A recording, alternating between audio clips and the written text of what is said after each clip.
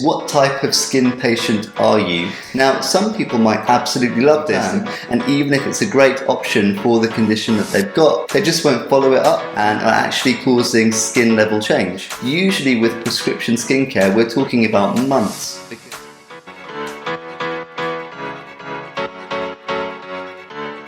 Hi everyone, so today I wanted to talk to you about a slightly different subject, and that is, what type of skin patient are you?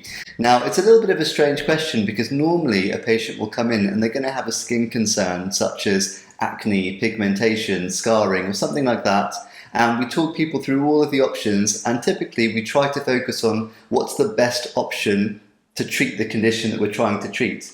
Having said that, one thing that I've noticed over many years is actually what type of person is the patient, because different people respond to different types of treatment. I want to talk you through some of the most common treatment options and what type of people typically respond best to them. So I'll give you an example. There are some patients who might have issues such as a little bit of scarring or texture issues or pigmentation with their skin, and one of the popular options might be prescription topical skincare that they use every day in the morning and evening. Now, some people might absolutely love this. It might be the habit, it might be the routine, it might be something that they do all the time anyway, and they've just been using the wrong types of products.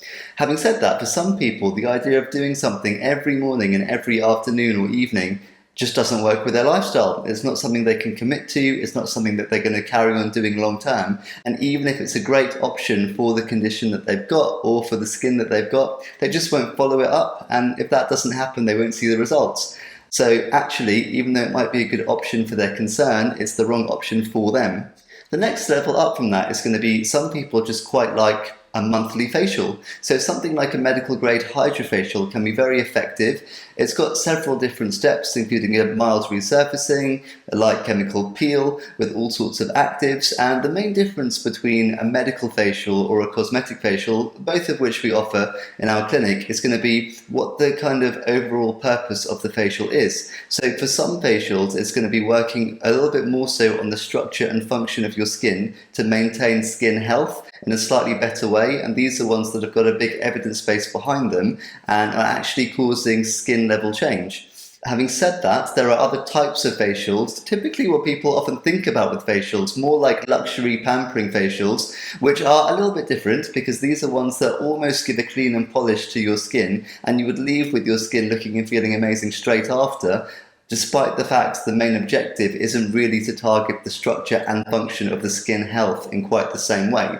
Having said that, both of these could be for a certain type of person. So people who again are trying to treat things like scarring or texture might be more amenable to a medical grade facial that they do once a month, and that's quite a low commitment for them and is something that they enjoy. And for that type of patient, it might be more beneficial than doing the at-home prescription cream, because if they're not using it, they're not going to be getting the benefits from it. The next level up will be for someone who wants to do almost as little as possible, and again, these aren't going to be for everyone, but when you start talking about things like injectable skin boosters, these are actual injectable treatments into the skin that target specifically the skin. So it's a bit different to something like anti-wrinkle injections, which focus on the muscle, or dermal fillers, which go beneath the skin, more towards the bone, the deep fat and the superficial fat. With an injectable skin booster, think of it like little injections of honey within your skin, and then these injections of honey spread throughout the skin to form a sheet of honey.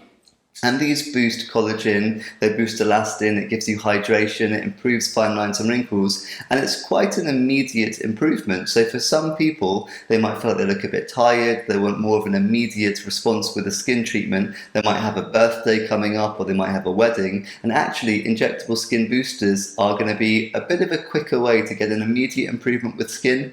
Usually with prescription skincare, we're talking about months, because when we're using prescription treatments that are essentially going to be altering the structure and function and making DNA level change within the skin, your skin cycle is about 6 weeks. So it's going to tap into a couple of skin cycles 6 weeks, 12 weeks, 18 weeks before you really start to see the benefits. So at-home topical skincare is always important and it's always got a place, but if someone wants to get something a little bit more immediate, it's quite difficult to do that with prescription skincare. With injectable skin boosters, obviously there's a little bit of downtime, maybe a few days up to a week or so.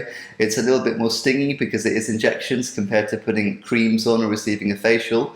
But having said that, it's very, very effective, and for certain types of patients who almost want to do a minimalistic type of treatment plan, injectable skin boosters are going to be a great option.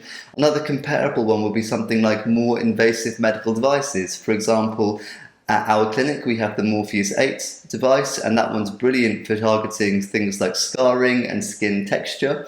So that's going to be a very aggressive treatment that's going to give you a nice noticeable improvement a little bit quicker. And again, that's not going to be for everyone or suitable for everyone, but typically for people who have been suffering with scarring, that's going to be a really good option. So what I'm trying to say is the same patient can present with the same issue, for example, scarring, and there can be lots of different ways to go about it, and they're all going to work in slightly different ways, but it's an important consideration to think, what type of person are you?